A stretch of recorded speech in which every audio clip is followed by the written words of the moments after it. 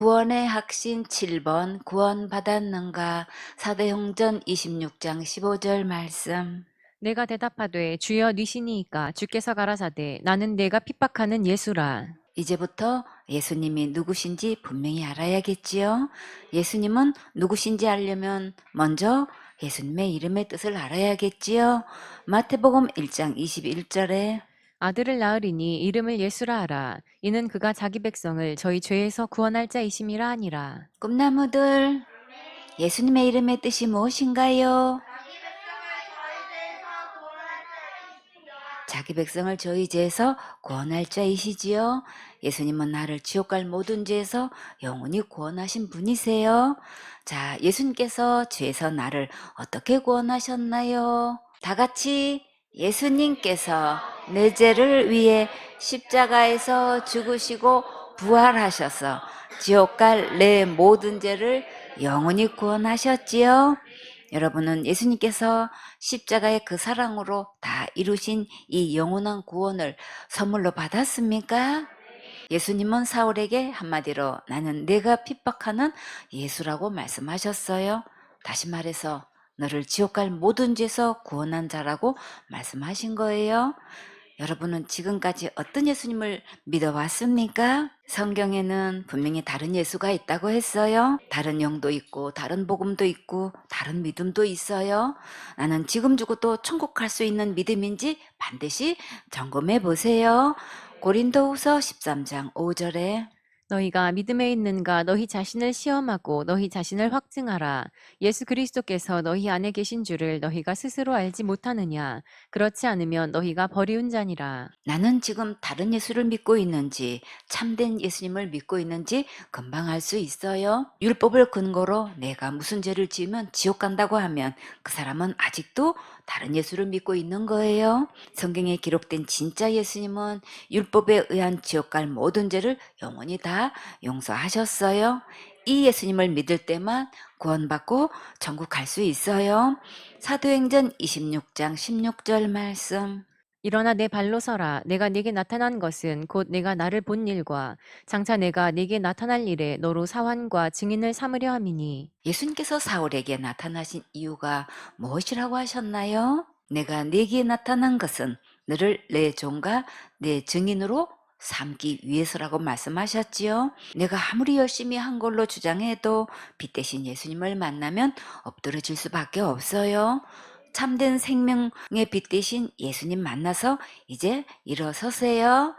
지옥 갈 모든 죄에서 해방된 사람은 예수님을 증거하지 않을 수 없지요. 이제부터 예수님께서 인도하시는 대로 귀하게 쓰임받는 멋진 사역자 되세요. 여기서 증인이 되기 전에 무엇부터 되어야 한다고 하셨나요? 사환을 삼는다고 하셨지요. 사환은 잔심부름을 시키기 위해서 고용하는 거예요.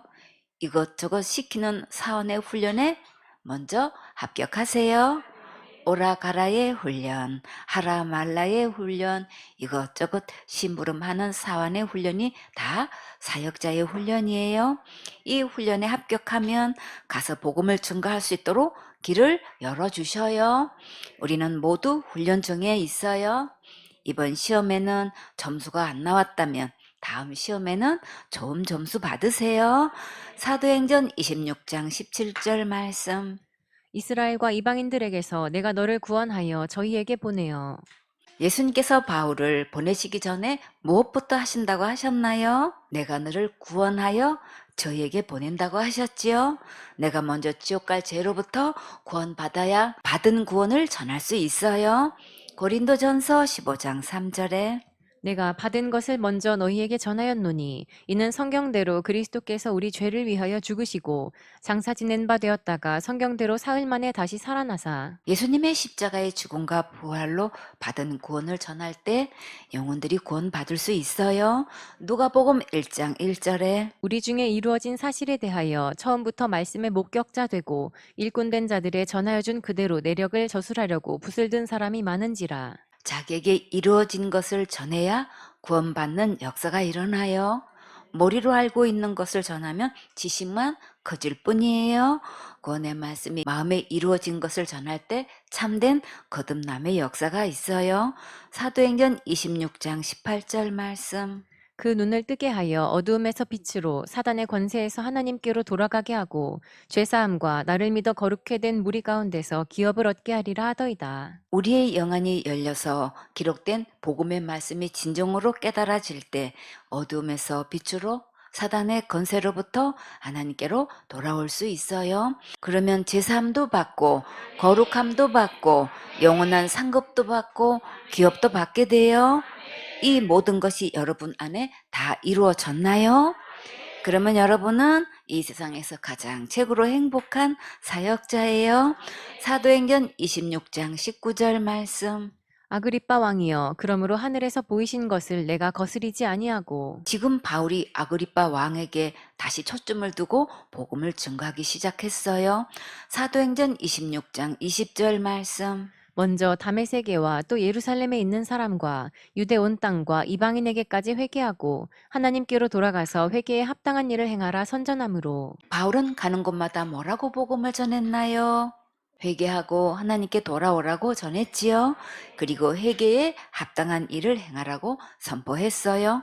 하나님께 돌아오는 게 무엇일까요? 기록된 하나님 말씀을 그대로 믿는 것을 말해요. 회개에 합당한 일을 행하는 것은 모든 죄를 다 버리고 하나님께로 돌아와서 예배드리고 말씀대로 순종하는 거예요.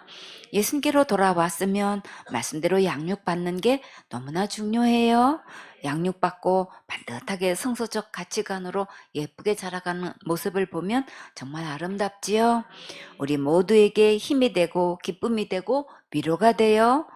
각자 타고난 성품과 문제점도 아름답게 다듬어 주시고 비적하시는 모습을 보면 정말 감탄이 저절로 나지요. 사도행전 26장 21절 말씀. 유대인들이 성전에서 나를 잡아 죽이고자 하였으나 여러분은 성전에서 여러분을 잡아 죽이려고 하는 자들이 있나요? 없지요. 그럼 정말 감사해야겠지요. 바울은 복음 전하다가 이런 위협을 받고 급히 도망간 적이 한두 번이 아니지요. 병법에는 36개 주랭랑이란 말이 있지요. 전쟁터의 상황은 6가지로 구분하고 그 각각의 상황에 각각 6가지 대응책을 내놓은 것이 병법 36개예요. 6 곱하기 6은 몇이에요? 36이지요. 그 전등대 상황 중 6번째로 제시된 상황이 패전하는 상황이고 이때 할 대응책 중 마지막 6번째 대응책이 지금 말하는 제36개예요. 제36개의 내용은 해봤자 손해나 패배가 뻔한 전투를 구태하지 말고 더 유리한 상황이 되기까지 전투를 피하라는 내용이에요.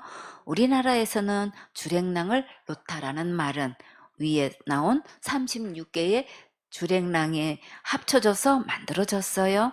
행랑이란 노비들의 숙소를 말하는데 권력가의 큰 집에는 노비가 많아서 이 행랑도 줄지어서 여러 채가 만들어졌기에 주랭랑이라고 불렀어요.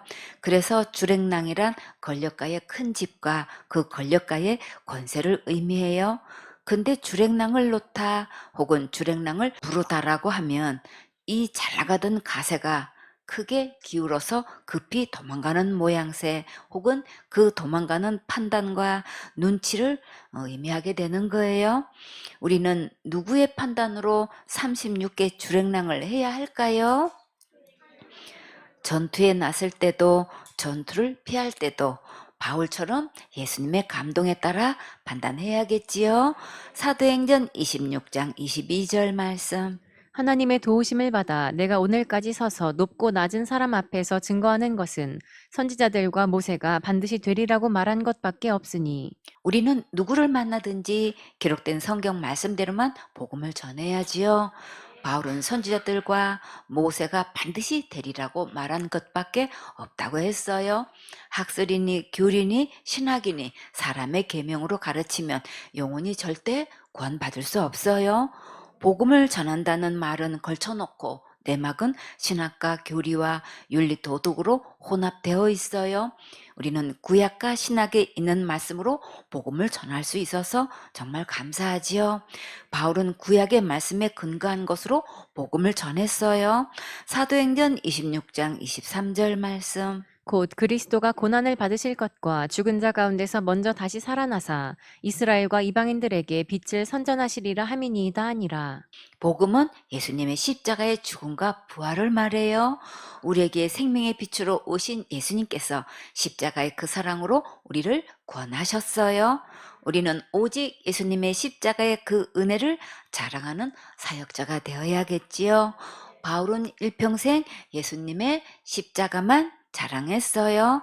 갈라디아서 6장 14절에 그러나 내게는 우리 주 예수 그리스도의 십자가 외에 결코 자랑할 것이 없으니 예수님께서 십자가의 죽음으로 어떤 일을 이루셨길래 바울은 십자가 자랑만 했을까요?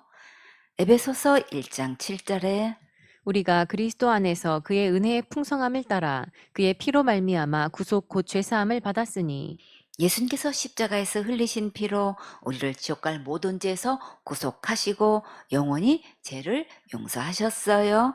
히브리서 10장 10절에 이 뜻을 조차 예수 그리스도의 몸을 단번에 들이심으로 말미암아 우리가 거룩함을 얻었노라. 예수님께서 친히 그 몸을 십자가에 들이심으로 말미암아 우리가 거룩함을 얻었어요. 히브리서 10장 16절에 주께서 가라사대 그날 후로는 저희와 세울 언약이 이것이라 하시고 내 법을 저희 마음에 두고 저희 생각에 기록하리라 하신 후에 또 저희 죄와 저희 불법을 내가 다시 기억지 아니하리라 하셨으니 이것을 사하셨은즉 다시 죄를 위하여 제사 드릴 것이 없느니라.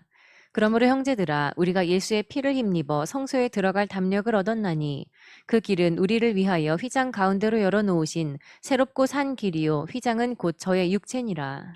예수님의 십자가의 죽음으로 모든 죄를 기억지 않으시고 천국 갈 수 있는 살 길을 열어주셨으니까 우리는 정말 예수님의 십자가 자랑해야겠지요. 자, 여러분은 지금 죽어도 천국 갈 수 있습니까? 꿈나무들, 천국은 누구 때문에 갈 수 있나요? 예수님 때문에 천국 갈 수 있지요. 예수님의 십자가의 은혜를 믿으면 누구나 천국 갈 수 있어요. 예주님, 천국 갈 수 있어요? 누구 때문에 천국 갈 수 있어요? 예수님 때문에 갈 수 있지요. 예언이, 천국 갈 수 있어요? 누구 때문에 천국 갈 수 있어요? 예수님 때문에 천국 갈 수 있지요. 참 잘했어요. 사도행전 26장 24절 말씀. 바울이 이같이 변명하매 베스도가 크게 소리하여 가로되 바울아 네가 미쳤도다 내 많은 학문이 너를 미치게 한다 하니 아그리빠 왕은 듣고 가만히 있는데 지금 총독 베스도가 먼저 이렇게 반응을 보이고 있어요. 자기도 모르게 이렇게 소리가 터져 나왔어요. 빛이 들어오면 어둠은 물러가게 되지요. 생명의 말씀이 들어가니까 베스도가 못 견디고 체면도 있고 소리를 치고 말았어요. 복음의 말씀이 들려지면 아멘으로 빨리 받으세요. 그러면 살 길이 있어요. 어린 아이처럼 하나님의 말씀을 받아들이세요. 그러면 천국 갈 수 있어요. 마가복음 10장 13절에 사람들이 예수의 만져주심을 바라고 어린아이들을 데리고 오매 제자들이 꾸짖거늘 예수께서 보시고 분히 여겨 이르시되 어린아이들의 내게 오는 것을 용납하고 금하지 말라 하나님의 나라가 이런 자의 것이니라. 내가 진실로 너희에게 이르노니 누구든지 하나님의 나라를 어린아이와 같이 받들지 않는 자는 결단코 들어가지 못하리라 하시고 그 어린아이들을 안고 저희 위에 안수하시고 축복하시니라. 우리 꿈나무들 예수님께 안수 받고 싶으세요?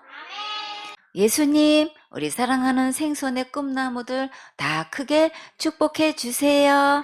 아멘. 바울아, 내가 미쳤도다. 내 많은 학문이 너를 미치게 한다 하니 지금 베스도 마음에는 미치도록 소용돌이 치고 있어요. 사람들에게 자살대를 다루면 뭐라고 반응하나요? 너무 깊이 들어가지 말라고 하지요. 모든 교인들에게 자살하면 지옥 간다고 가르쳐서 지금 지옥 가고 있는데 어떻게 깊이 빠지지 말라고 할 수 있을까요? 자살죄 지어서 지옥 가는 게 아니라 모든 죄를 영원히 용서하신 예수님을 안 믿어서 지옥 가는 거예요. 정작 잘못된 교훈에 깊이 빠져서 저 수많은 영혼들을 지옥 가게 하고 있는 목사가 너무나 많아요. 자녀들이 잘못된 복음을 듣고 고집하고 있으면 정말 가슴 아프고 속상하지요.